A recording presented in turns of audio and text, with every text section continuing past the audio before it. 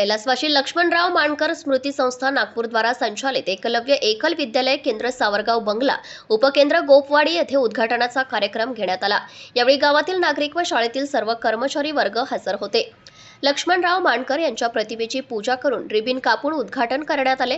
अध्यक्षस्थानी मंदाडे सर, प्रमुख पाहुणे म्हणून राठोड सर, केंद्र पर्यवेक्षक फुलवाडी अनिलजी काष्टे सर, केंद्र पर्यवेक्षक सावरगाव बंगला प्रेमजी मेंढे सर, केंद्र पर्यवेक्षक फेटरा, सर्व शिक्षण समितीचे सदस्य, पालक वर्ग, विद्यार्थी विद्यार्थिनी, एकलव्य एकल विद्यालयाच्या शिक्षिका कविता मेंढे हजर होते।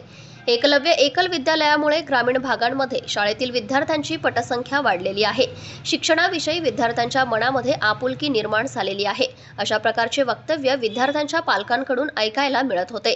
पुन्हा नव्याने हे क्लासेस चालू होत असल्याने सर्वांना चांगले वाटत आहे। केंद्र पर्यवेक्षक अनिलजी कास्टे सर, एकलव्य एकल विद्यालयाच्या शिक्षिका कविता मेंढे यांनी सर्वांचे आभार मानले। प्रतिनिधी विनोद कांबळे, पुसद।